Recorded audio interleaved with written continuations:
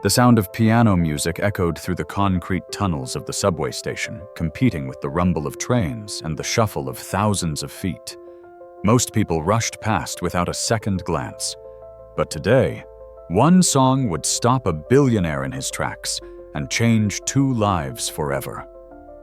In the dim light of the underground platform, a small figure sat at a battered upright piano. Her fingers moved across the keys with surprising grace for someone so young. She couldn't have been more than 10 years old. What made the scene even more striking was the white cane leaning against the piano bench. The girl was blind. Her name was Lily Hayes, and she had been coming to this subway station every day for the past 6 months. The station manager had taken pity on her and allowed her to play, though he probably shouldn't have. Most passengers ignored her. Some dropped coins into the small cup beside the piano. A few stopped to listen for a moment before rushing off to their important meetings and appointments. But what happened next would leave everyone speechless, including a powerful CEO who happened to be passing through that station on his way to the most important meeting of his career. Lily Hayes hadn't always been alone in the world. 2 years ago, she had a mother who loved her more than anything. Catherine Hayes had been a nurse working double shifts to support her daughter. She had never told Lily who her father was, and Lily had learned not to ask. It didn't matter. Her mother was enough. Catherine had found the old piano at a yard sale when Lily was 5 years old. It cost $75, money they could barely afford. But Catherine saw something in her daughter, a connection to music that went beyond sight. Lily would press her small hands against the speakers when songs played on their cheap radio, feeling the vibrations moving to rhythms she couldn't see, but could sense deep in her bones. That piano became Lily's world. Catherine couldn't afford lessons, so she checked out library books and watched free videos online, learning just enough to teach her daughter the basics. But Lily didn't need much teaching. Once her fingers found the keys, it was as if she'd been playing her entire life. The music came from somewhere deep inside her, a language she understood better than words. Being blind in a world designed for sight was hard enough. Being blind and poor made it nearly impossible. Lily attended a school for children with disabilities, but kids could be cruel. They mocked her worn clothes and the fact that she always smelled slightly of the cleaning solutions her mother used at the hospital. They called her names when teachers weren't listening. But when Lily sat at the piano during music class, even the bullies fell silent. Everything changed the summer Lily turned 8. Catherine started feeling tired all the time. At first, she blamed it on the long shifts, the stress, the endless bills. But the tiredness turned into weakness, and the weakness revealed the truth. Stage 4 cancer. The doctors said she might have 6 months. She had 4. Those final months were a blur of hospital rooms and whispered conversations Lily wasn't supposed to hear. Catherine fought to stay strong for her daughter, but the disease was merciless. In her final weeks, when the pain made it hard to speak, Catherine would ask Lily to play the piano. They'd moved it into the tiny hospice room, much to the staff's amazement. And Lily would play her small fingers, creating beauty in a place filled with sorrow. The night before Catherine died, she held Lily's hand and made her promise something. "Never stop playing," she whispered, her voice barely audible. "Your music is a gift. It's how you'll find your way in this world. Promise me, baby.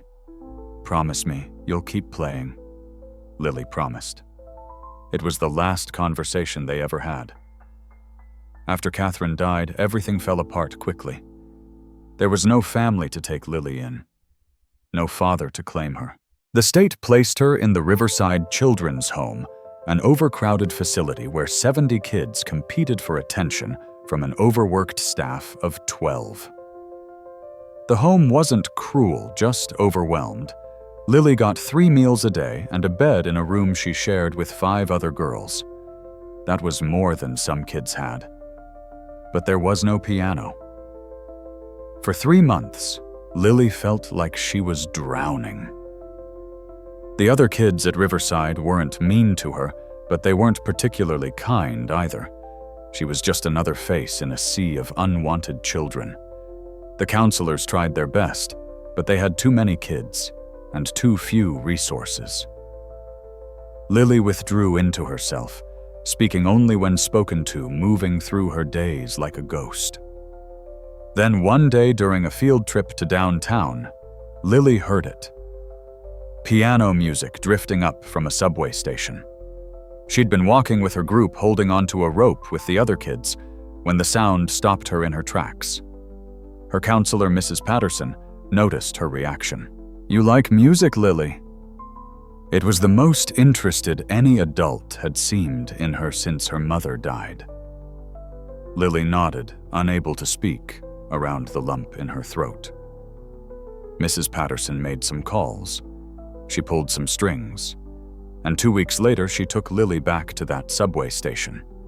A street performer had been playing there, an older man named Victor, who'd been playing piano in that spot for 15 years. Mrs. Patterson explained Lily's situation, and Victor, who had a soft heart beneath his gruff exterior, made an offer. "The station's quiet in the mornings," he said. "I don't get here until noon.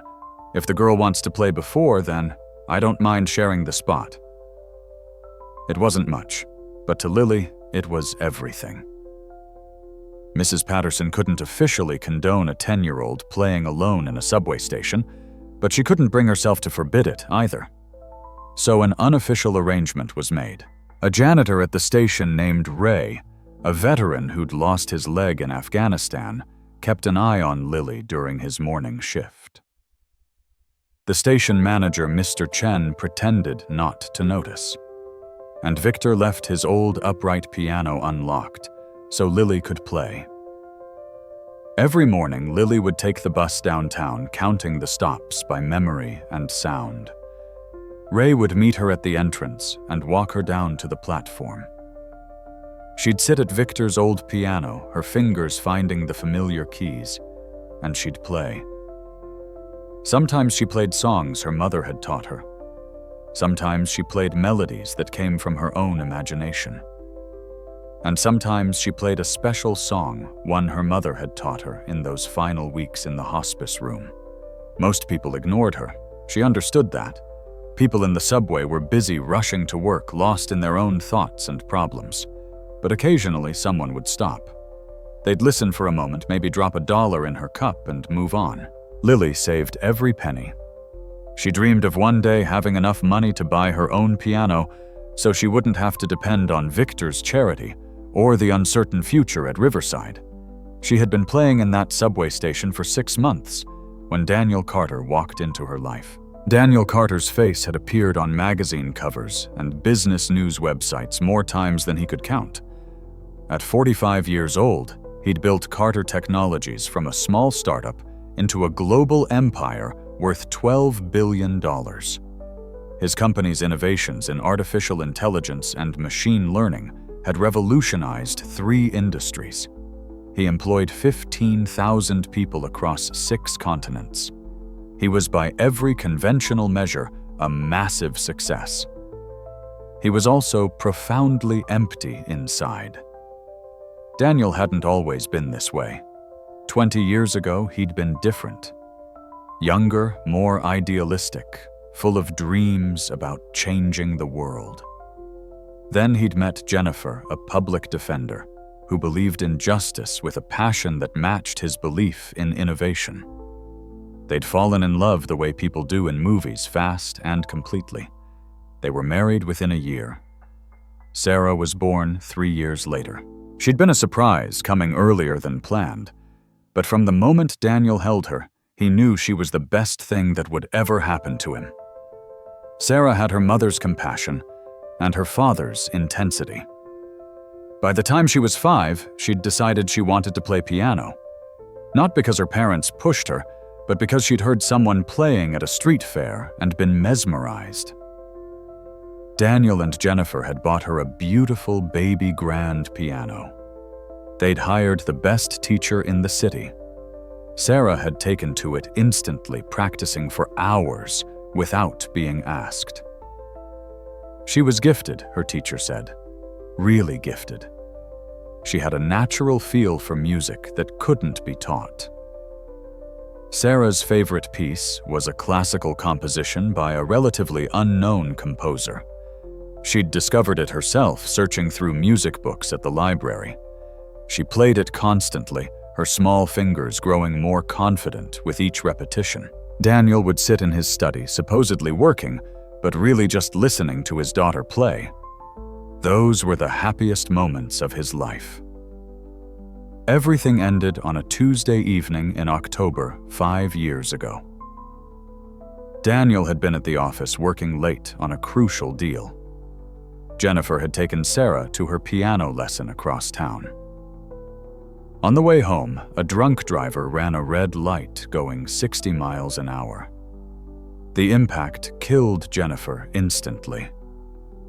Sarah died in the ambulance before it reached the hospital. The drunk driver walked away with minor injuries. Daniel's world collapsed in the time it took for a police officer to knock on his office door.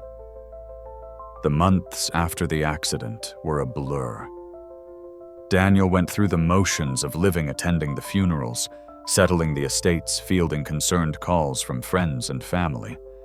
But inside, he was dead too. The house he'd shared with Jennifer and Sarah became unbearable. He sold it within a month and moved into a sterile penthouse apartment with floor-to-ceiling windows and no memories. He threw himself into work with manic intensity. If he was working, he didn't have to think. If he didn't think, he didn't have to feel. Carter Technologies grew exponentially under his obsessive leadership. He worked 18-hour days. He slept 4 hours a night. He attended meetings, closed deals, launched products. From the outside, he appeared fine. Maybe even better than fine. His company had never been more successful. But Daniel's friends knew better. His college roommate, James Robinson, a veteran who'd served 3 tours in Afghanistan before losing his leg to an IED, tried to reach him. James had his own demons to wrestle with, but he recognized the signs of someone drowning in grief. He invited Daniel to lunch, to basketball games, to his daughter's birthday parties. Daniel always had an excuse. A meeting, a conference call, a flight to catch. James didn't give up, but he couldn't break through the walls Daniel had built around himself. Daniel dated occasionally when board members or investors worried about his mental state and suggested he needed to get back out there. The relationships never lasted more than a few weeks. The women were accomplished and interesting, but Daniel felt nothing. He'd go through the motions of dinner and conversation, and then he'd retreat back to his empty apartment and his overwhelming work schedule. He'd gotten rid of Sarah's piano immediately after the accident. He couldn't bear to look at it. He avoided restaurants and shops that played classical music. When a song would come on the radio that reminded him of her, he'd change the station instantly.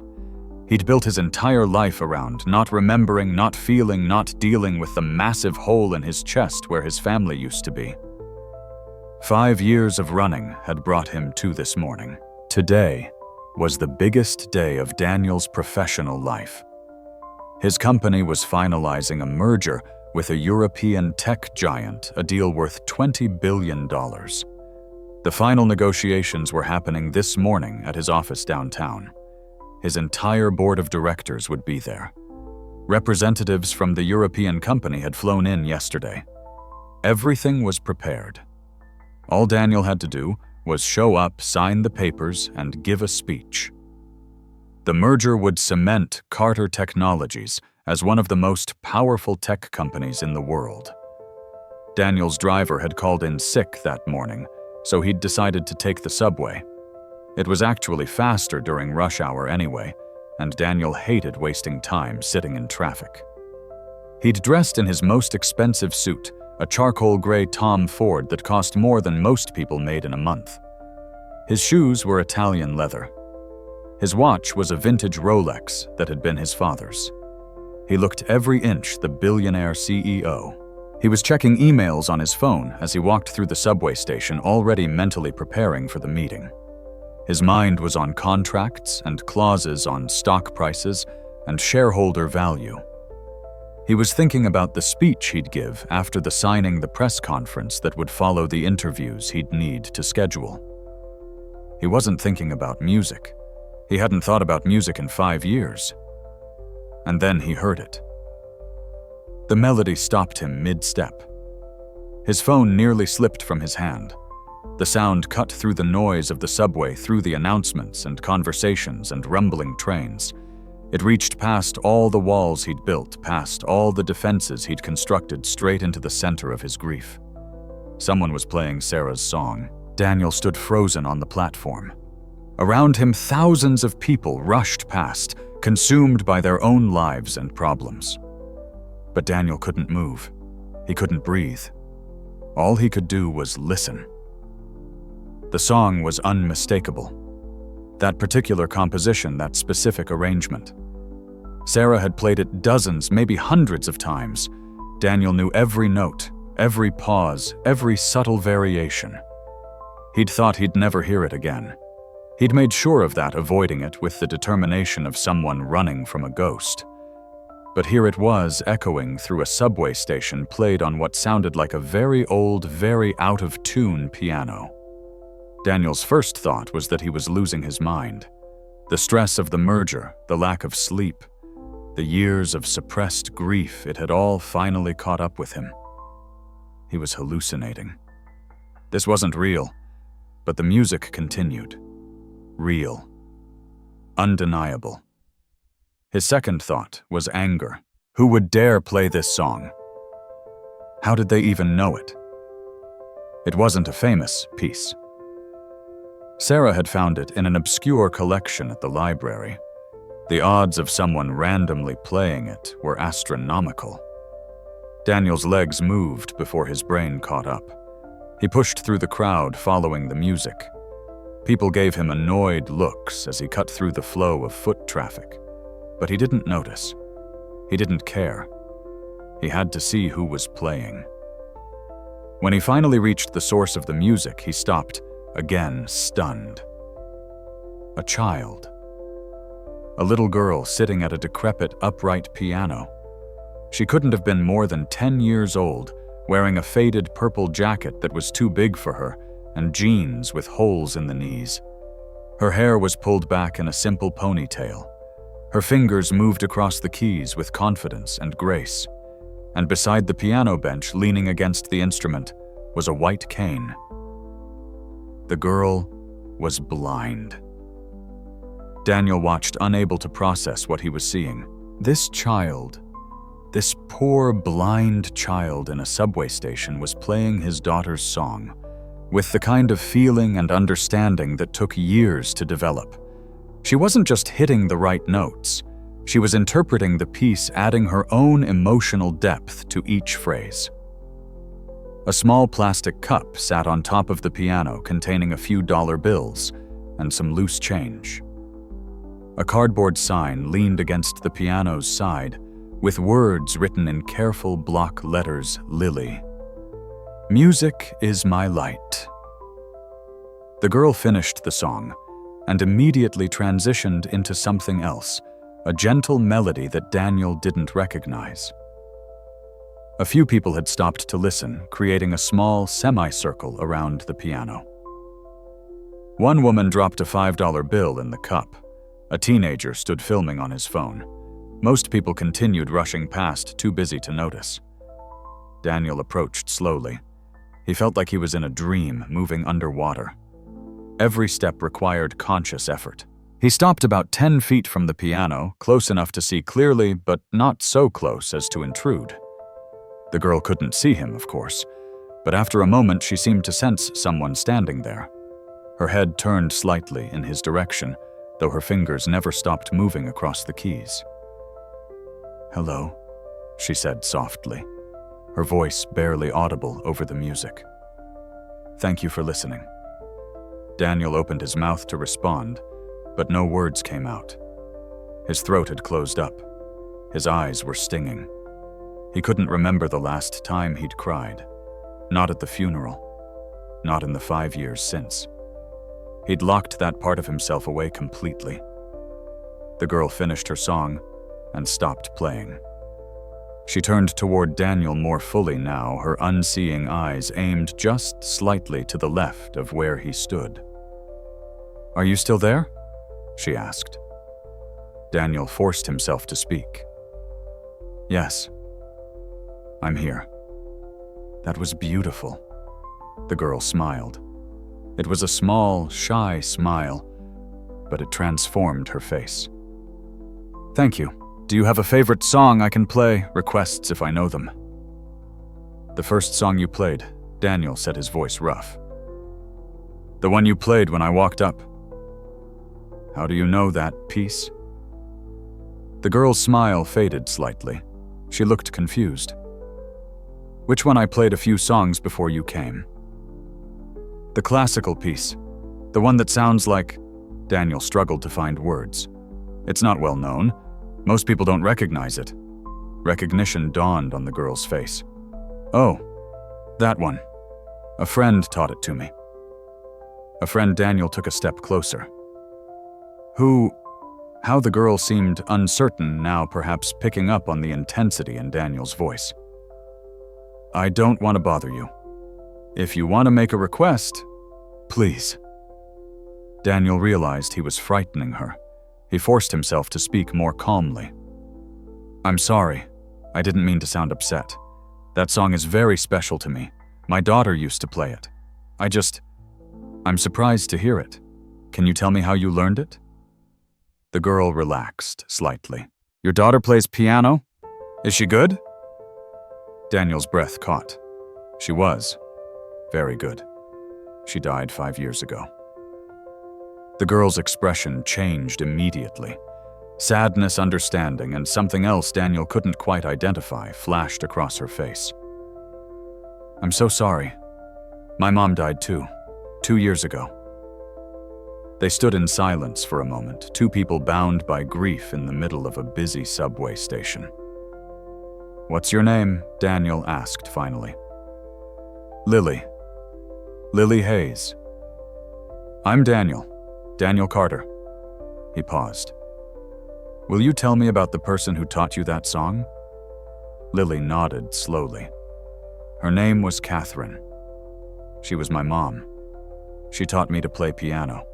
That song was one of the last ones she taught me before she got really sick." Daniel's mind was racing. "Your mother, was she a piano teacher?" "So, she was a nurse. But she loved music. She bought me a piano when I was little and taught me everything she knew." Lily's voice grew softer. "She wasn't a professional or anything. She just loved watching me play." "Where did your mother learn that particular song?" Lily thought for a moment. She said she heard it at the hospital where she worked. There was a little girl there, a patient. The girl loved that song. Mom said she used to play videos of it to help the girl feel better. She learned it herself so she could play it for the girl when she visited. The world tilted. Daniel grabbed the edge of the piano to steady himself. "What hospital?" he asked, his voice barely a whisper. "St. Michael's. She worked in pediatrics there for a long time." St. Michael's. That was where Sarah had been taken after the accident. Where she had died. "This little girl your mother played for," Daniel said carefully. "Do you know her name?" Lily shook her head. "Mom never told me. She said patient names were confidential, but she talked about her sometimes. She said the girl was really brave and loved music more than anything." Daniel couldn't speak. His vision was blurring. The subway platform seemed to be moving beneath his feet. "Are you okay?" Lily asked. Concern evident in her voice. "You sound weird." "I think—" Daniel had to pause, had to breathe. "I think your mother knew my daughter. Sarah Carter. She was in St. Michael's Pediatrics 5 years ago."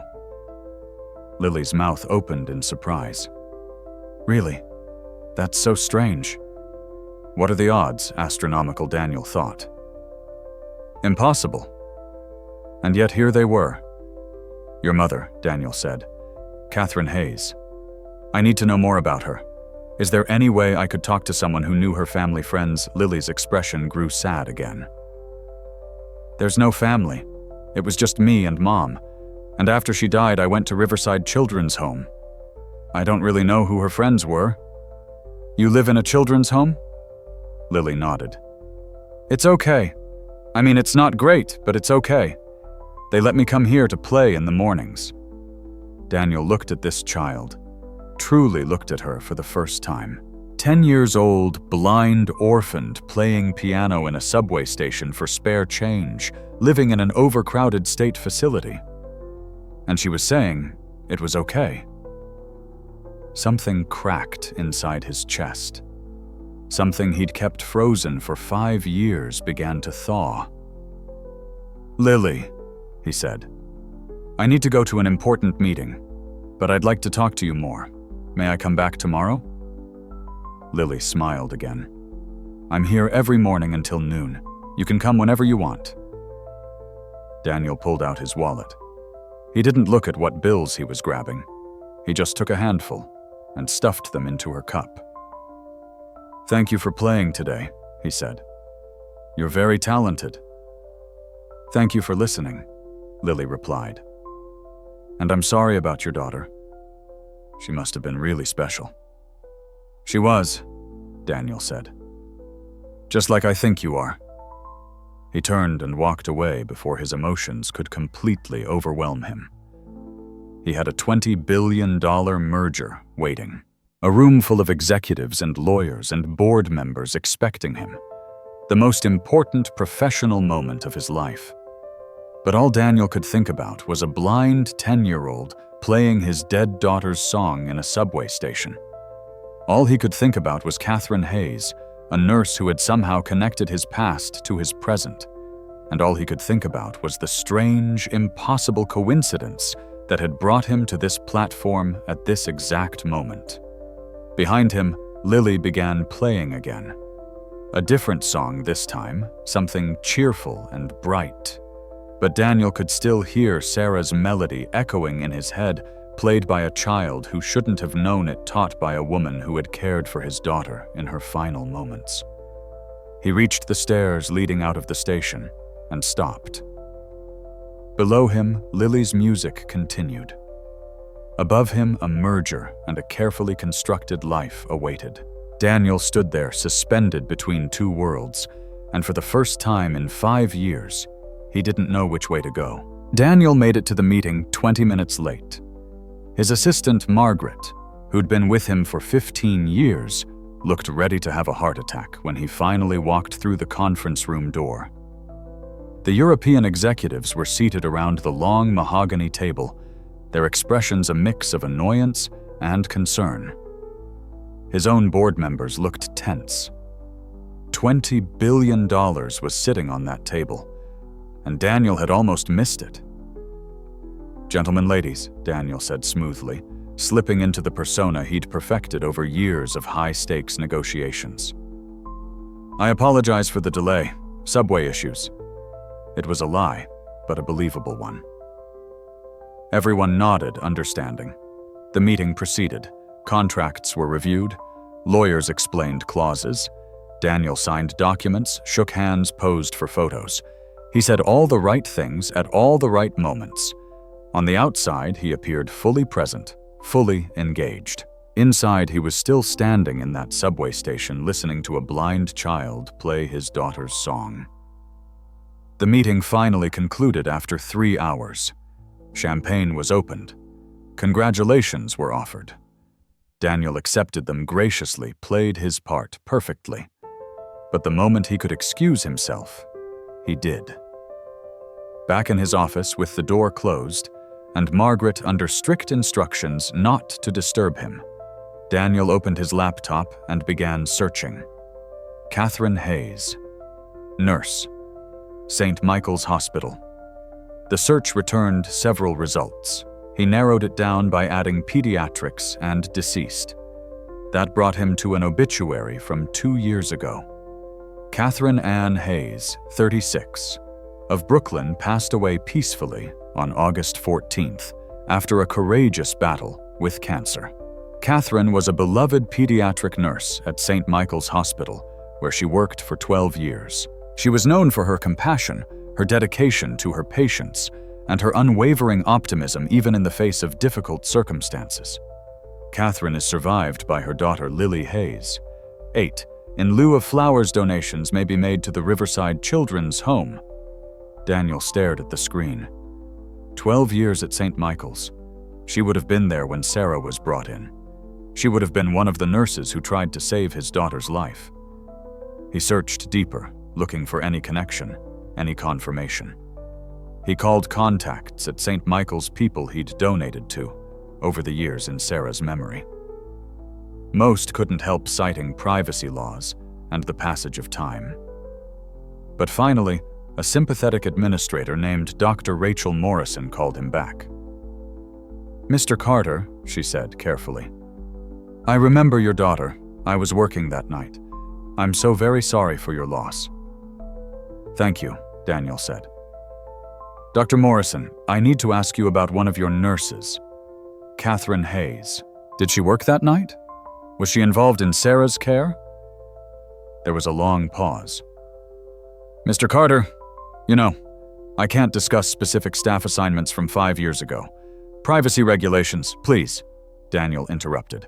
"I'm not looking to cause trouble or file a complaint. I just need to know. It's important." Another pause. Then quietly, "Catherine was one of the best nurses I've ever worked with. She stayed with every child like they were her own. If your daughter came through our emergency department, Catherine would have been there. She would have done everything possible," her daughter Daniel said. "Lily.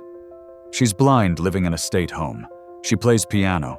She knows Sarah's favorite song. I didn't know Catherine had a daughter," Dr. Morrison said softly. "But it doesn't surprise me that she would have taught her music. Catherine believed in the healing power of music. She played it for the children constantly." After ending the call, Daniel sat in his leather chair, staring out at the city skyline. Pieces were falling into place, but the picture they formed was almost too much to comprehend. Catherine Hayes had been there the night Sarah died. She had likely been one of the people trying to save her. And somehow, in those terrible hours, she had heard or learned Sarah's favorite song. Years later, she had taught that song to her own daughter, probably never knowing the connection. And now, 2 years after Catherine's death, her blind daughter was playing that song in a subway station, and Daniel had heard it purely by chance. Except Daniel didn't believe in chance anymore. He opened a new search window and typed Riverside Children's Home. The facility's website appeared, showing a tired-looking building with peeling paint and bars on the windows. The About Us page described overcrowding, underfunding, and desperate need for donations. The photo gallery showed dozens of children in a cramped cafeteria, sharing worn textbooks, sleeping in rooms with bunk beds stacked 3 high.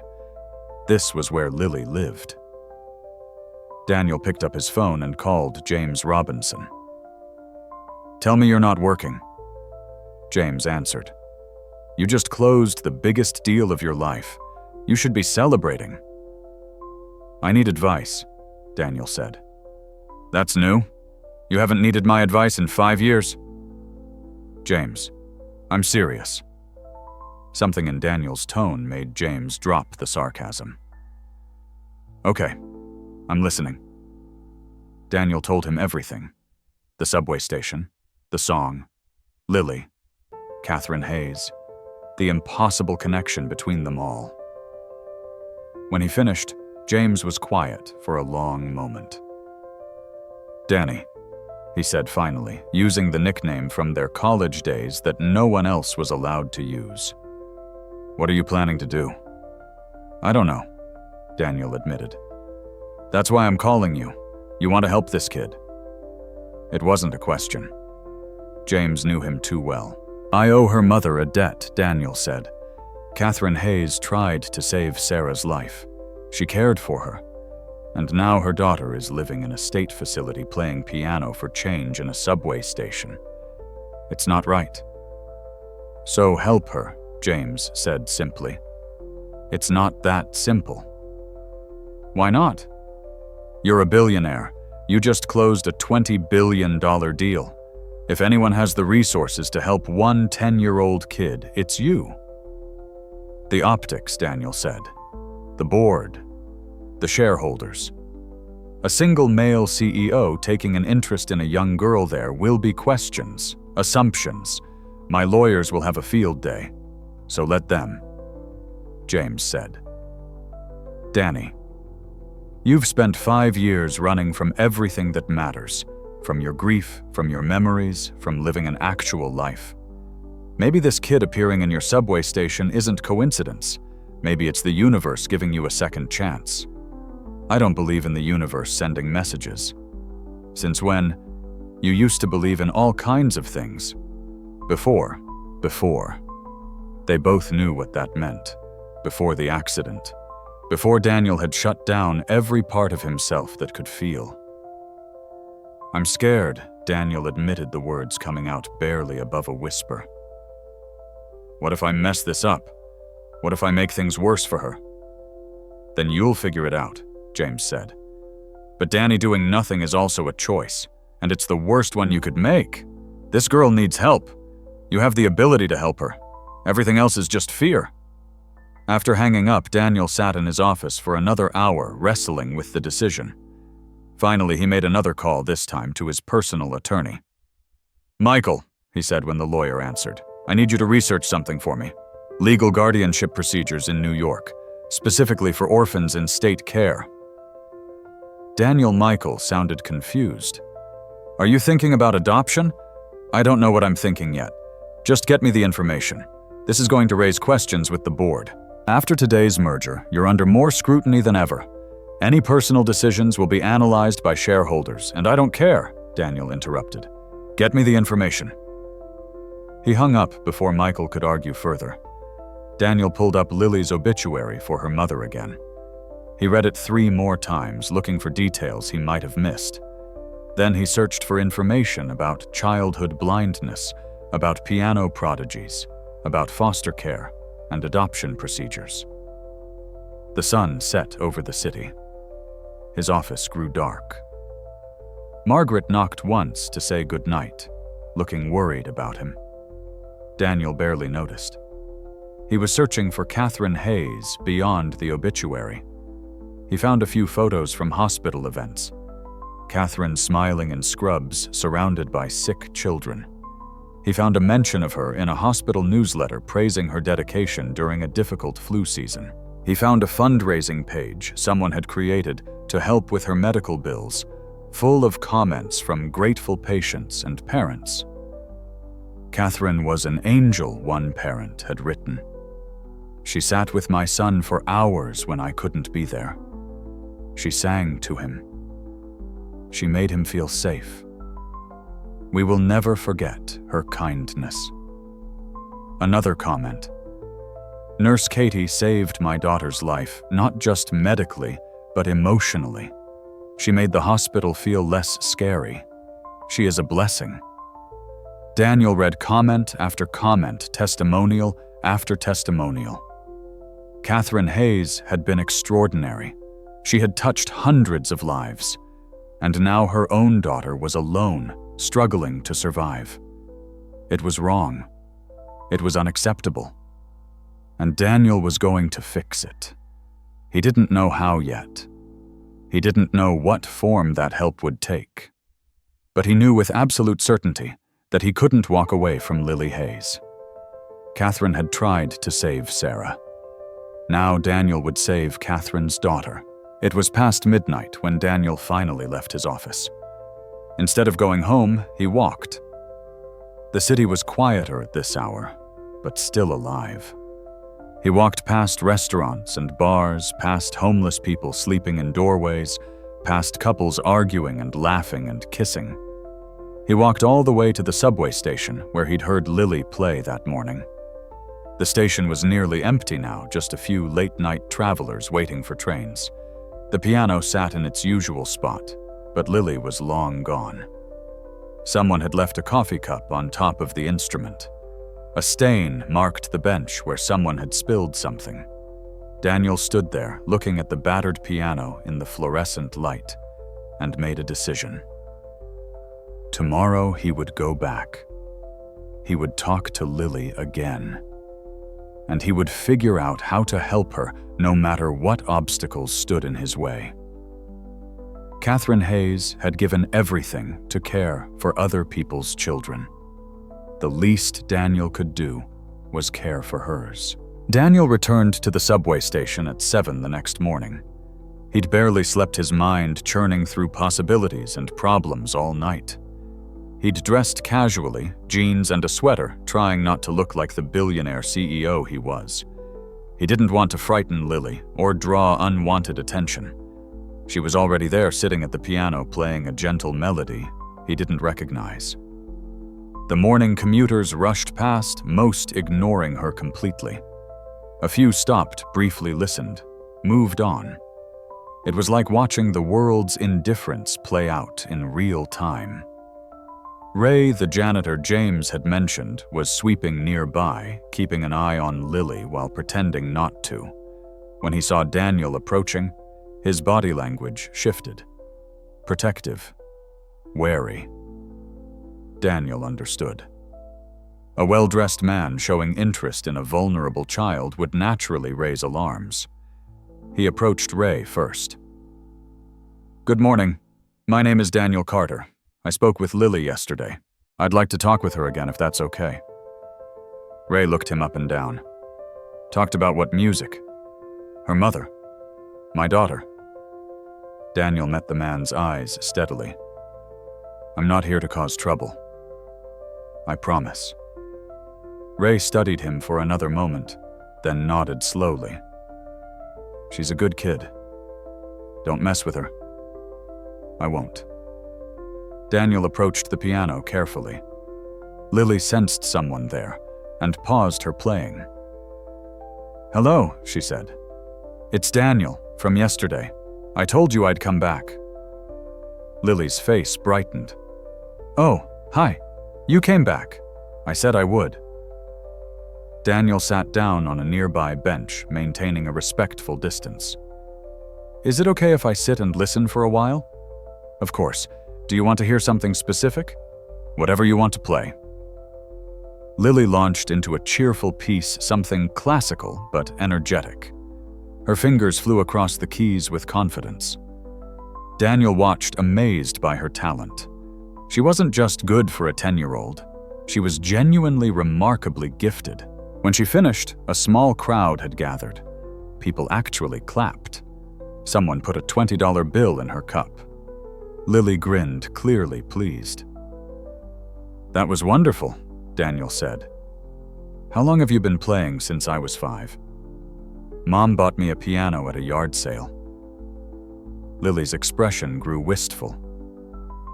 "I still have it technically. It's in storage somewhere. The children's home couldn't take it. You must miss it. I miss a lot of things." Lily turned toward where Daniel was sitting. "Did you really know my mom?" "At the hospital?" "I think she knew my daughter," Daniel said carefully. "She was there the night Sarah was in the emergency room. I think she might have been one of the nurses who tried to help her." Lily was quiet for a moment. "Mom talked about the hospital sometimes. She said it was hard working with sick kids. But she loved it. She said music helped them feel better." "Your mother sounds like she was an amazing person. She was the best person in the whole world. Lily's voice cracked slightly. I miss her every day. They sat in silence, two people sharing grief across very different lives. Lily, Daniel said finally, "Can I ask you something about your situation at the children's home?" Lily shrugged. "What do you want to know? Are you happy there?" I don't know if happy is the right word. "It's okay. I have a bed and food. Some of the other kids are nice. Mrs. Patterson, the counselor, she's really trying her best." But Daniel prompted gently. Lily sighed. "But there are 72 kids and only 12 adults. Mrs. Patterson has to worry about the older kids getting into gangs and the younger kids who cry all night because they want their parents. She doesn't have time to care about whether I'm happy. Nobody really does." The matter-of-fact way Lily said this broke Daniel's heart. "What about school?" he asked. "I go to the district school for kids with disabilities. It's fine, the teachers are okay. But the kids..." She trailed off. "The kids aren't kind. Some are, some aren't. It's like everywhere, I guess." Lily turned back to the piano. "This is better. When I'm playing, nobody can bother me, and sometimes people actually appreciate what I do. That's nice." Daniel made a decision. "Lily, I'd like to help you, if I could." Lily's expression became guarded.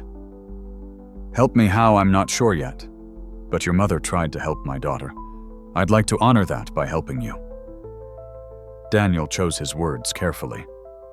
"Maybe there are better situations for you than Riverside. Maybe there are ways to develop your musical talent properly. Would you be open to that?" "Are you talking about adoption?" Lily asked bluntly. Daniel was surprised by her directness. "Would that be something you'd want?" Lily was quiet for a long time. When she finally spoke, her voice was small. "Everyone wants to adopt the cute little kids. The babies, the healthy ones. Nobody wants a blind 10-year-old. I'm not stupid. I know how this works." "You're not stupid at all," Daniel said firmly.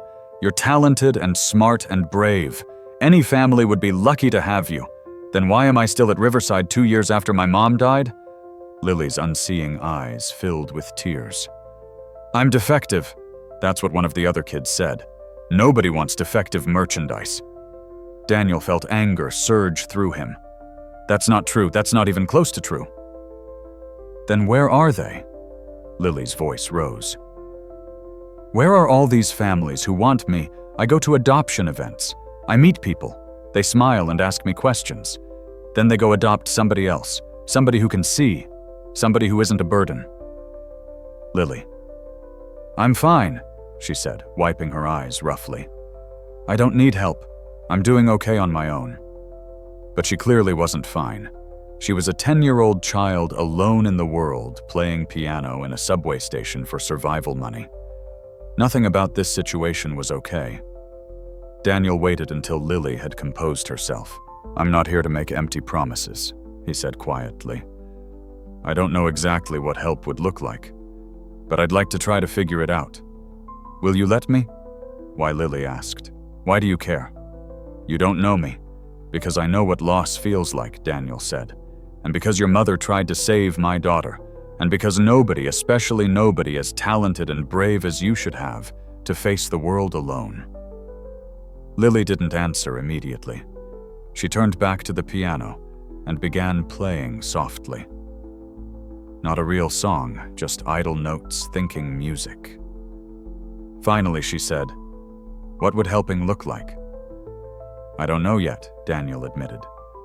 "But maybe we could start by getting you out of that children's home, finding you a better place to live, getting you a real piano and proper lessons. That costs money. I have money." Lily laughed bitterly. "Everyone has money until they actually have to spend it on me." "I'm serious, Lily.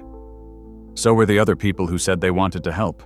Then they found out about all my doctor appointments and special needs and how expensive everything is. Then they changed their minds." Daniel understood her skepticism. She'd been let down before. Promises had been broken. "What if we took it slow?" he suggested. What if I just started by visiting you regularly, getting to know you better, figuring out what you actually need? No big promises, just consistent presence. Would that be okay?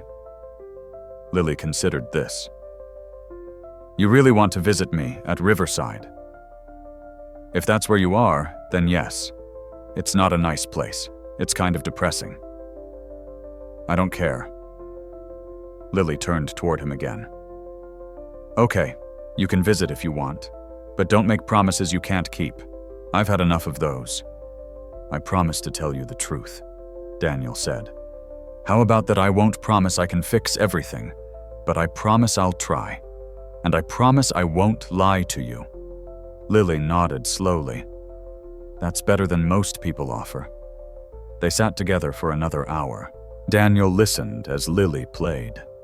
They talked between songs. She told him about life at Riverside, about the kids she shared a room with, about Mrs. Patterson's efforts to make things better with no resources. Daniel told her about Sarah more than he'd talked about his daughter in 5 years. He told Lily about Sarah's love of music, her determination to master difficult pieces, her joy when she played. She sounds like she was amazing, Lily said. She was. Like you. When Ray came over to tell Lily it was time to go, Daniel stood up. Can I give you a ride back to Riverside? He asked. Lily shook her head. I know the bus route. I'll be okay. I know you'll be okay. But I'd feel better knowing you got there safely. You can't do that every day. Why not? Lily looked confused. Don't you have a job? I'm the boss. I can take time when I need it. Must be nice, Lily said dryly, and Daniel laughed. Can I at least wait with you at the bus stop? Lily agreed to that. They walked together, Ray following at a discreet distance until they reached the station entrance. Daniel waited with Lily until her bus arrived. I'll see you tomorrow, he said as she boarded. You're really coming back every day if you'll let me. Lily smiled, the first genuinely happy smile he'd seen from her. Okay, tomorrow then. As the bus pulled away, Daniel pulled out his phone and called Michael, his attorney. I need you to start guardianship proceedings, he said without preamble. Her name is Lily Hayes. She's currently at Riverside Children's Home. I want to bring her home. The legal process was complicated, just as Michael had warned. Daniel couldn't simply decide to take custody of a child and make it happen even with all his resources. There were procedures, evaluations, home studies, background checks. The state moved slowly, and there were good reasons for that. They were trying to protect vulnerable children from exploitation. Daniel understood, but his impatience grew with each bureaucratic delay. In the meantime, he kept his promise to Lily. Every morning he went to the subway station. He listened to her play. They talked. Slowly, gradually, Lily began to trust him. He learned about her world in detail. She shared a bedroom at Riverside with 5 other girls ranging in age from 7 to 13. They had one small bathroom between them. The food was institutional and often cold. The staff did their best, but they were overwhelmed and underpaid.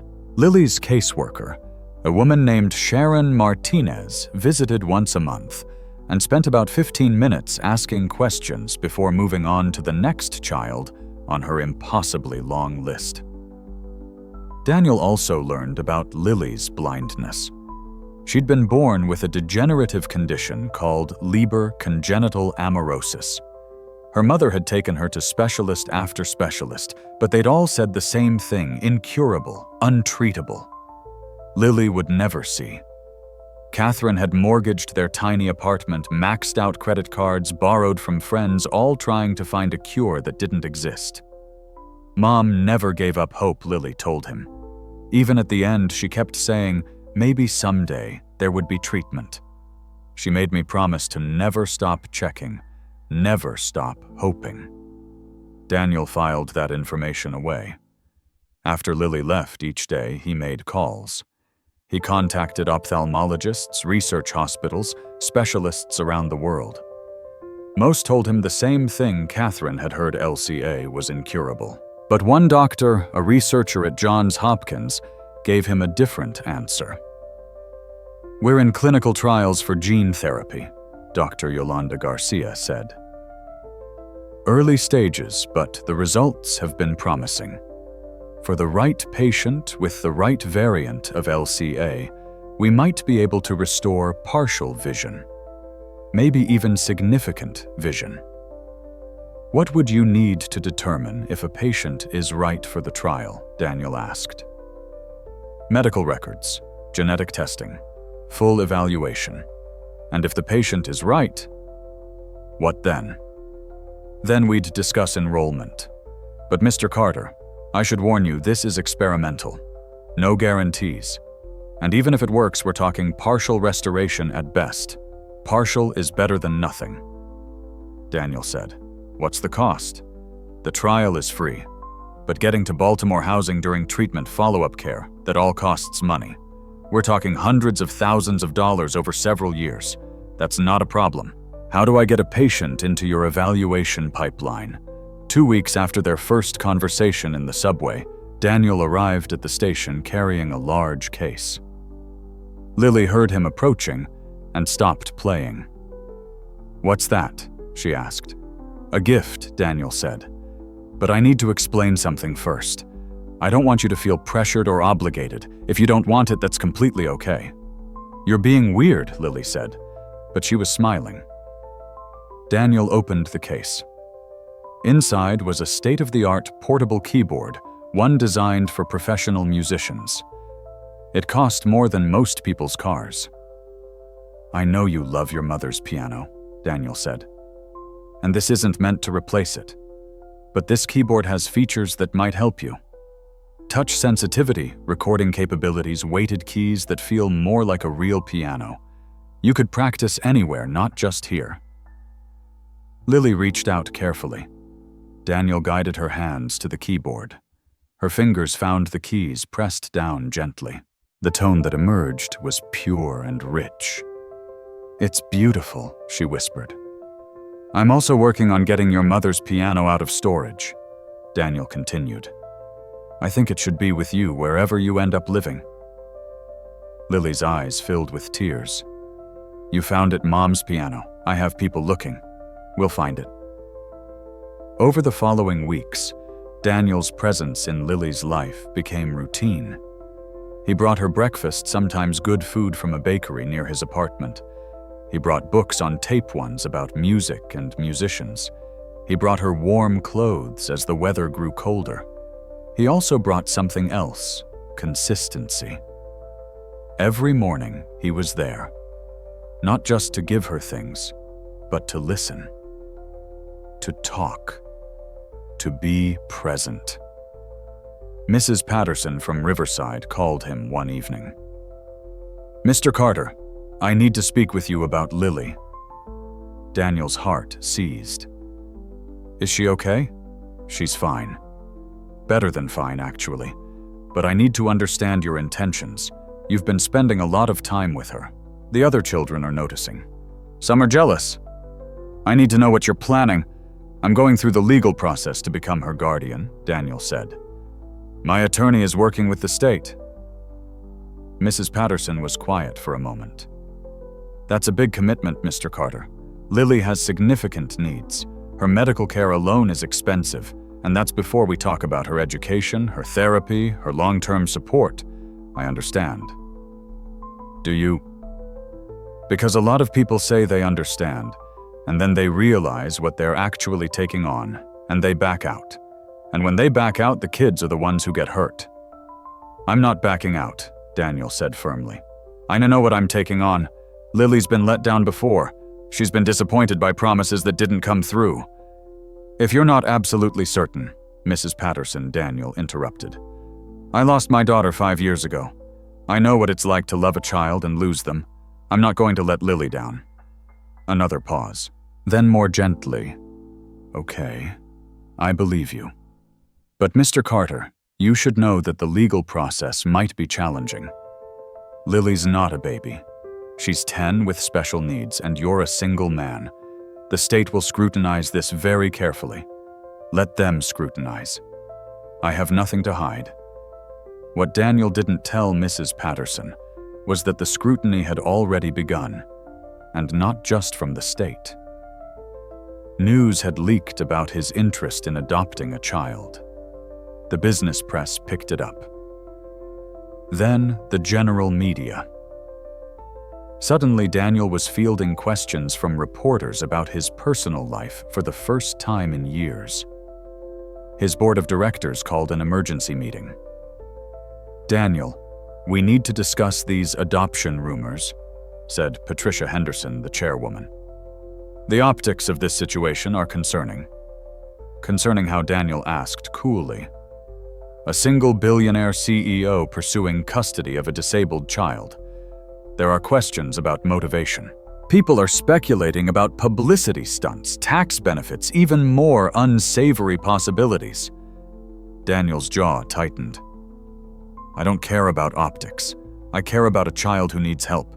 We care about protecting the company's reputation," Patricia continued. "Carter, Technologies has 15,000 employees depending on us. Our stock price affects pension funds and retirement accounts. Your personal decisions have professional implications. Then perhaps I should reconsider my position as CEO," Daniel said quietly. The room went silent. "You can't be serious," said Robert Chen, another board member. "You'd walk away from the company over this. I walked away from everything that mattered once before," Daniel said. "I built this company into an empire, but I lost myself in the process. I'm not making that mistake again." Daniel. "This meeting is over." Daniel stood. "I'm adopting Lily Hayes. If the board has a problem with that, you can begin the process of finding a new CEO. I'll make it easy for you." He walked out before anyone could respond. James called him an hour later. "I heard about the board meeting. You really ready to give up Carter Technologies?" "If that's what it takes," Daniel said. "Yeah, I am." "Good," James said, and Daniel could hear the smile in his voice. "Because that's the first thing you've said in 5 years that sounds like the Danny I used to know." Meanwhile, Lily remained unaware of the corporate drama swirling around Daniel's decision. She was dealing with her own challenges. The other kids at Riverside had noticed Daniel's attention. Some were happy for Lily. Others were jealous. A few were cruel. "Must be nice," a 13-year-old named Marcus said one day. "Having a rich guy show up and fix all your problems? He's not fixing my problems," Lily said quietly. "He's just trying to help." "Yeah, well, where's my billionaire? Where's my rescue? What makes you so special?" Lily didn't have an answer for that. She wondered the same thing herself. Why her? Why now? What had she done to deserve Daniel's attention when 71 other kids at Riverside needed help just as badly? She asked Daniel about it one morning at the subway station. "Why me?" she said. "There are so many kids who need help. Why did you choose me?" Daniel considered the question carefully. "Honestly, at first it was because of your mother and the connection to Sarah. I felt like I owed Catherine Hayes a debt, and now Lily pressed. Now Daniel smiled. Now it's because you're you. You're talented and smart and brave. You face every day with courage even though life has been incredibly unfair to you. You deserve every good thing, Lily, and I want to be the person who helps you get those things." "But you can't help everyone," Lily said. "You can't adopt all 72 kids at Riverside." "No, I can't," Daniel agreed. "But I can help you. And maybe after you're settled, we can figure out ways to help the others too. Sometimes you have to start with one person." Lily thought about that. "Will the other kids hate me for getting out when they don't?" "Some might," Daniel said honestly. "But that's not a reason to refuse help. You accepting my help doesn't take anything away from them. There's not a limited supply of good things in the world." "It feels like there is," Lily said softly. "It feels like Good things only happen to some people and not others. Sometimes that's true, Daniel admitted. Life isn't fair, but that doesn't mean we stop trying to make things better. That doesn't mean you don't deserve good things just because others don't have them yet. Lily nodded slowly, though Daniel could tell she was still troubled by the question. The weeks continued. Daniel's attorney filed the necessary paperwork. Social workers came to interview Daniel to evaluate his home to assess his suitability as a guardian. They asked difficult questions. They poked into his past, his finances, his motivations. Daniel answered everything honestly. And every morning he showed up at the subway station. He listened to Lily play. They talked. They laughed. Slowly, brick by brick, they built something that started to feel like family. Just when it seemed like things were moving forward, everything fell apart. It started with a phone call from Sharon Martinez, Lily's caseworker. "Mr. Carter, we have a situation," she said. "A relative has come forward claiming she should have custody of Lily." Daniel felt his stomach drop. What relative? Lily's maternal aunt, Diane Hayes. She lives in Ohio.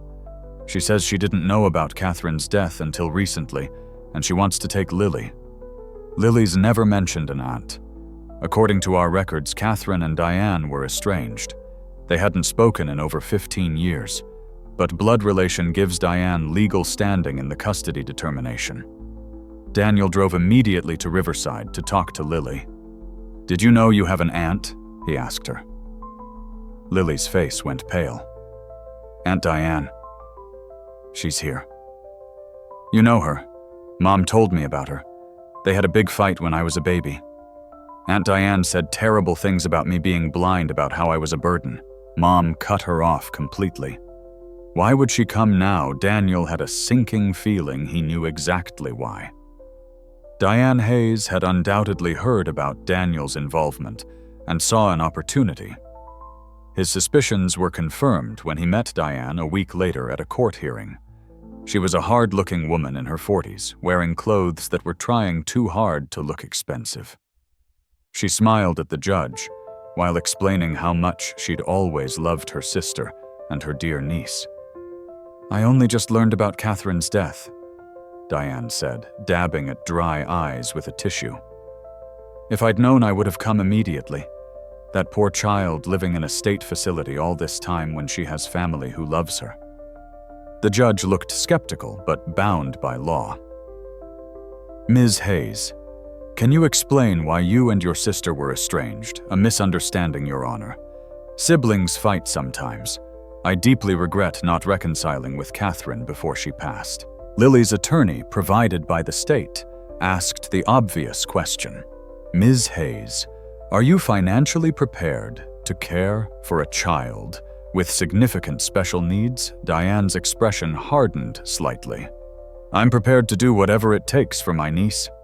And I understand that Mr. Carter has generously offered to help with Lily's expenses. I'm sure we can work something out that ensures Lily gets the care she needs while staying with family." There it was. Diane wasn't interested in Lily. She was interested in Daniel's money. The judge ordered a month of evaluation while social services assessed both potential guardians.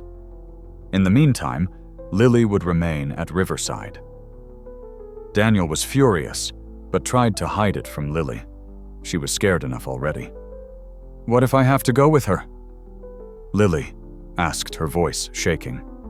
"What if the judge makes me live with Aunt Diane?" "We'll fight it," Daniel promised. "My attorney is good. We'll show the judge that you belong with me." But the legal system moved slowly, and Diane played her cards well. She visited Riverside regularly, making a show of her devotion to Lily. She brought gifts and talked about the wonderful home in Ohio, where Lily would have her own room. She spoke in syrupy tones about family being the most important thing. Lily saw right through it, but the social workers had to take Diane's claims seriously. Then the situation got worse. During a routine checkup, Lily's doctor noticed concerning changes in her eyes. The degenerative condition was progressing faster than expected. Without intervention, Lily might lose what little light perception she still had. Daniel immediately contacted Dr. Garcia at Johns Hopkins. "We need to move fast," Dr. Garcia said, after reviewing Lily's latest scans. "She's a good candidate for our trial, but the window is closing. If we wait too long, the damage might be too extensive to repair. What do you need legal guardian consent for medical procedures? I need someone who can sign off on her participation in the trial." That was the problem. Daniel wasn't Lily's legal guardian yet. Mrs. Patterson at Riverside could only approve emergency medical care, not experimental treatments. And Diane, seeing an opportunity to exert leverage, was refusing to give consent unless she was awarded custody. "I'll give permission for the treatment," Diane told the judge at an emergency hearing, "but only if custody is transferred to me first. I need to ensure I have full legal authority over all of Lily's medical decisions." Daniel's attorney argued that Diane was holding Lily's health hostage. The judge agreed it was concerning, but couldn't force Diane to give consent she wasn't legally obligated to provide. Daniel left the courthouse feeling more helpless than he had since Sarah's death. He'd built a $12 billion empire, but he couldn't protect one 10-year-old girl from a system designed to move slowly and carefully. That night, James came to Daniel's apartment. He found his friend standing at the floor-to-ceiling windows, staring out at the city. "Talk to me," James said. "I'm going to lose her," Daniel said. "The system is going to give Lily to a woman who doesn't care about her just because they share DNA. And Lily's going to lose her chance at the treatment because I can't cut through the bureaucratic red tape fast enough. So, what are you going to do? I don't know. My attorney says we're doing everything we can. We're documenting Diane's history, her motives, her lack of genuine interest in Lily's welfare. But the courts move slowly. Lily doesn't have time for slow." James sat down heavily. "You know what your problem is, Danny? You've spent 5 years thinking money and power can fix everything. But this isn't a business deal. This is about people and feelings and systems that don't care how many billions you have. That's supposed to help me how it's supposed to remind you that you're human, that you can't control everything, that sometimes all you can do is show up and fight, and hope it's enough." Daniel turned away from the window. "What if it's not enough? What if I lose her? Then you'll have tried. That's more than you've done for anything in 5 years." "But Danny, I don't think you're going to lose. I've watched you these past few weeks. You're fighting for Lily like you haven't fought for anything since before the accident. That means something. The judge will see it. I hope you're right." The next morning, Daniel went to the subway station as usual. Lily was there playing, but he could hear the sadness in her music. When she finished her song, she turned toward him. "I heard about the medical treatment," she said. "Mrs. Patterson told me. She said Aunt Diane won't let me do it unless I go live with her." "We're working on it," Daniel said. "Maybe I should just go with her," Lily said quietly. "If it means I could see—" "No," Daniel said firmly. "Lily, that woman doesn't care about you. She cares about money. If you go with her, she'll take whatever financial support I offered and then probably stick you in another facility, one in Ohio, where I can't visit you. You'll be worse off than you are now." But if I could see, Lily whispered, "Even a little bit." "Daniel, I've been blind my whole life. If there's a chance—" Daniel sat beside her on the piano bench. "Listen to me. We're going to get you that treatment. I promise. But we're going to do it the right way with you in a safe home with people who actually care about you." "Can you trust me?" "I want to," Lily said. "But I'm scared. What if the judge chooses Aunt Diane? What if I never get another chance? Then I'll fight the decision. I'll appeal. I'll hire 100 lawyers if I have to. I'm not giving up on you, Lily. Not ever." But privately, Daniel was terrified. The court date was set for 2 weeks away. Until then, all they could do was wait and hope the judge would see through Diane's performance. Then, 5 days before the hearing, something unexpected happened. Daniel received a call from an unknown number. When he answered, a woman's voice said, "Mr. Carter, my name is Ruth Morrison. I was Catherine Hayes' best friend." Ruth Morrison turned out to be exactly what Daniel needed, a credible witness who could speak to Catherine's wishes and Diane's true character. Catherine talked about Diane sometimes, Ruth told Daniel when they met at a coffee shop. She was heartbroken about their estrangement. Diane had said horrible things when Lily was born about how Catherine should have terminated the pregnancy when she found out about the baby's condition. Catherine never forgave her for that. "Would you be willing to testify?" Daniel asked. "That's why I called. I saw the news coverage about the custody battle. I couldn't stay silent when I know what Catherine would have wanted." Ruth's testimony changed everything. At the final hearing, she presented letters Catherine had written, emails she'd saved, conversations she could verify. She painted a clear picture of Diane as someone who had rejected both Catherine and Lily because of the child's disability. "Catherine made me promise," Ruth said, her voice breaking, "that if anything happened to her, I'd make sure Lily was taken care of. But I'm a single mother with 3 kids of my own. I don't have the resources to raise Lily the way she deserves. But Mr. Carter does. And more than that, he's shown up every day for months. He's proven his commitment." Diane's attorney tried to discredit Ruth, but the letters spoke for themselves. So did the testimony from Mrs. Patterson, from Ray, the janitor, from the subway station manager. Person after person confirmed that Daniel had been present, consistent, genuinely invested in Lily's well-being. The judge took 3 days to make her decision. Those 3 days felt like 3 years to Daniel. Finally, the call came. Daniel's attorney delivered the news, "You got her. Full custody." The judge ruled that biological relation alone wasn't sufficient, given the documented estrangement and Diane's questionable motives. "Lily's yours, Daniel." Daniel had to sit down. His legs wouldn't hold him. "When paperwork will be finalized in 2 days. You can bring her home by the weekend." The moment Daniel got off the phone, he called Dr. Garcia. "I have custody. When can we start treatment? How soon can you get her to Baltimore tomorrow?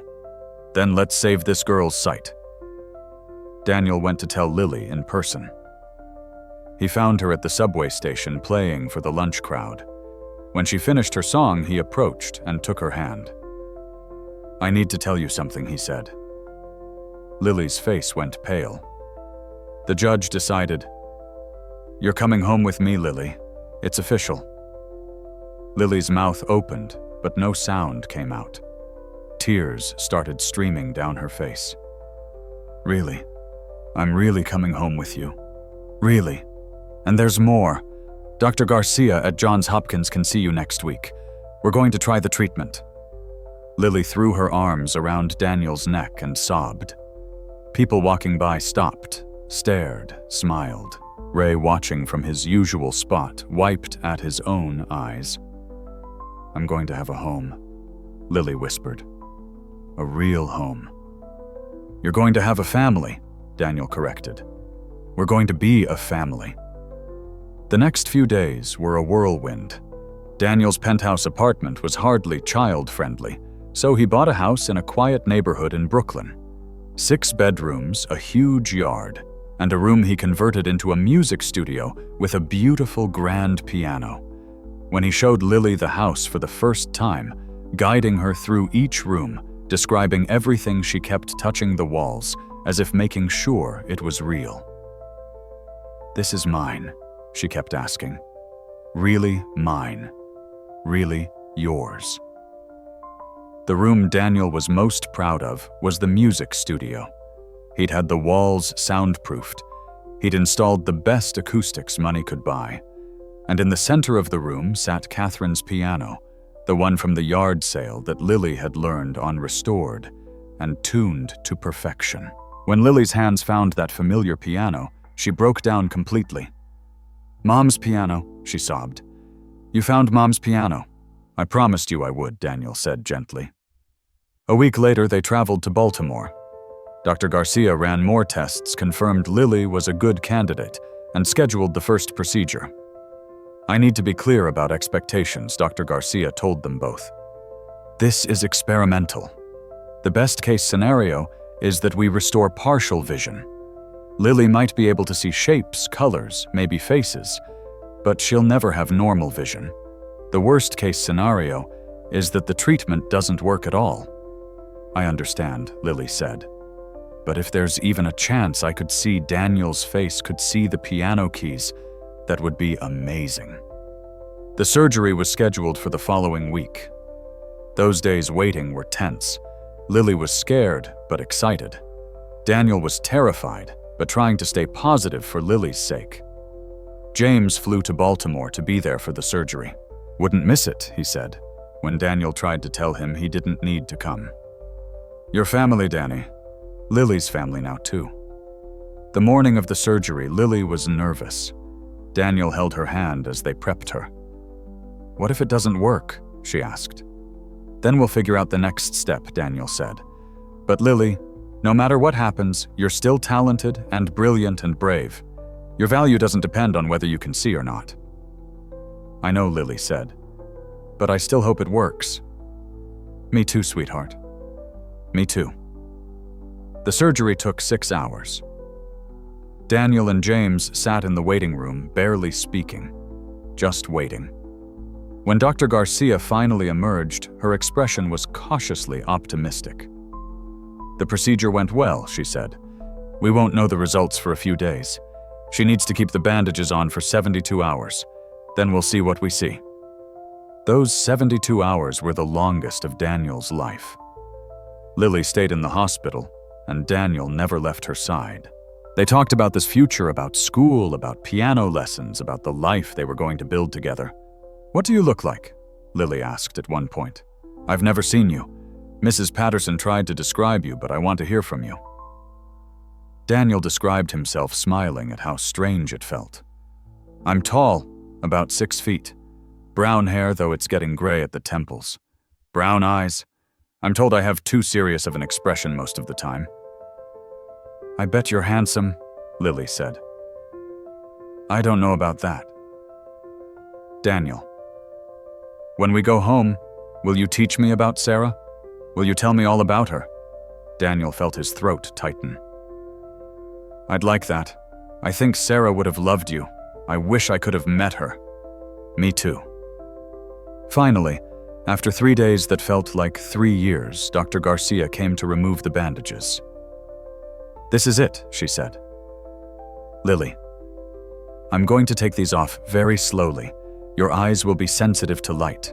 Everything will be blurry at first. Don't be discouraged if you can't see much right away." Daniel held Lily's hand as the bandages came off. His heart was pounding so hard he thought it might burst. Dr. Garcia removed the last layer. "Lily, can you open your eyes?" Lily's eyes fluttered open. They were watering, sensitive to the light. She blinked several times. "Do you see anything?" Dr. Garcia asked. Lily turned her head slowly. She was looking around the room, her expression confused. "I see colors," she said, her voice filled with wonder. "Bright colors and shapes. Things are blurry, but I can see them." "Can you see me?" Dr. Garcia asked, moving directly in front of her. Lily squinted. "Yes, you're a blur, but yes, I can see you. And to your right, can you see the person sitting next to you?" Lily turned toward Daniel. For the first time in her life, she looked at him. Really looked at him. "Daniel," she whispered. "I'm here," he said, his voice breaking. "You're real. I can see you. You're real." Tears were streaming down Daniel's face. "I'm real, sweetheart. I'm here." Lily reached out her hand, trembling, and touched his face. "I can see you," she said again, laughing and crying at the same time. "I can see your face." It was the moment Daniel's heart, frozen for 5 years, finally thawed completely. 6 months later, on a warm spring evening, Daniel stood backstage at Carnegie Hall. He adjusted his tie, for the 3rd time nervous, in a way he hadn't been since his first major business presentation years ago. "You okay?" James asked, appearing beside him. "I'm terrified," Daniel admitted. "What if she freezes? What if the lights are too much? What if Danny breathes? She's going to be amazing." On stage, a small figure walked out with careful steps. Lily was wearing a beautiful blue dress that matched her eyes. Her hair was styled elegantly. She looked older than 12, poised and confident in a way that still amazed Daniel. She made her way to the piano in the center of the stage. The audience of 2,000 people fell silent. Lily sat down, adjusted the bench, and placed her hands on the keys. She could see them now. Not perfectly, everything was still somewhat blurry, and she had to use special glasses, but she could see. She could see the keys, see the sheet music in front of her, see the audience. But tonight, she was playing from memory. Lily began to play. The first notes of Sarah's favorite song filled the hall. It was the piece that had brought Daniel and Lily together, played now in one of the most prestigious venues in the world. Daniel listened, tears streaming down his face as Lily played with skill and passion that belied her age. She'd been practicing with a prestigious teacher for months, developing her natural talent into something extraordinary. But more than technical skill, she played with emotion, with love, with the joy of someone who had been given a second chance. When she finished, the audience erupted in applause. People stood. Some were crying. Lily stood and bowed, her smile bright enough to light up the entire hall. After the concert backstage, Lily ran to Daniel and threw her arms around him. "Did you hear them?" she asked, her voice filled with excitement. "They loved it. You were perfect," Daniel said. "Absolutely perfect. I wish Mom could have been here," Lily said, her expression growing more serious. "She was," Daniel said. "I'm sure she was." They were joined by Ruth, who'd traveled from New Jersey for the concert. Mrs. Patterson was there, so proud she couldn't stop crying. Ray, the janitor from the subway, had been given front row seats. Even Dr. Garcia had come, amazed at how well Lily's treatment had progressed. But the most special guest was sitting in a wheelchair near the stage door. An elderly woman Daniel had tracked down after months of searching Sarah's piano teacher, Mrs. Kowalski. Daniel brought Lily over to meet her. "Mrs. Kowalski," he said, "this is Lily. Lily, this is the woman who taught Sarah to play." Mrs. Kowalski took Lily's hands in her own trembling ones. "My dear girl," she said, her voice thick with emotion. "You played Sarah's song beautifully. She would have been so proud." "Really?" Lily asked, her eyes filling with tears. "Really. And I think she sent you to Daniel for a reason. You were meant to find each other." After everyone had left, after the congratulations and photos and interviews were done, Daniel and Lily sat together in the empty auditorium. "Are you happy?" Daniel asked. Lily thought about the question. "I'm happier than I ever thought I could be. I have a home. I have you. I can see. I get to play piano every day. Sometimes I have to remind myself that this is all real." "It's real," Daniel assured her. "And it's forever. You're stuck with me now." Lily smiled and leaned against his shoulder. "Good. I don't want to be anywhere else." They sat in comfortable silence for a moment. Then Lily said, "Daniel, can I ask you something? Anything? Do you think Mom and Sarah knew each other? Like really knew each other? Not just from the hospital." Daniel thought about all the impossible coincidences that had brought them together. The song, the subway station, the exact moment he'd walked by, Catherine's presence in Sarah's final hours, It was too much to be pure chance. I think maybe they did, he said. And I think maybe they planned all of this. A way to help both of us heal. I like that idea, Lily said. I like thinking that they're together somewhere watching us happy that we found each other. Me too, sweetheart. Me too. As they left Carnegie Hall that night, hand in hand, Daniel thought about how much had changed in a year. He'd gone from a man running from his grief buried in work, hiding from life, to a father again. To someone who had purpose beyond profit margins and stock prices. He'd lost Sarah. Nothing would ever change that, or fill that hole in his heart. But Lily hadn't filled Sarah's place. She'd created her own place entirely unique, entirely precious. He'd saved Lily from a system that had failed her, from a life of poverty and struggle. But really, she'd saved him. She'd given him a reason to live again, to feel again, to love again. Sometimes the smallest moments lead to the biggest changes. A blind girl playing piano in a subway station. A billionaire who stopped to listen. A song that connected past and present loss and hope, grief and healing. And sometimes when you least expect it, life gives you a second chance. Not to replace what was lost, but to find something new worth living for. Daniel looked down at Lily, who was chattering excitedly about the concert, about the applause, about what piece she wanted to learn next. Her eyes were bright, those miraculous eyes that could now see the world however imperfectly. "I love you, Lily," Daniel said suddenly. Lily stopped walking and looked up at him. "I love you too, Dad." It was the first time she'd called him that. Dad. Not Daniel. Dad. And just like that, Daniel's heart, broken 5 years ago, was whole again. Different than before. Scarred, but whole. They walked home together through the New York streets. A family forged not by blood, but by chance, by choice, by love. And somewhere Daniel liked to think Catherine and Sarah were smiling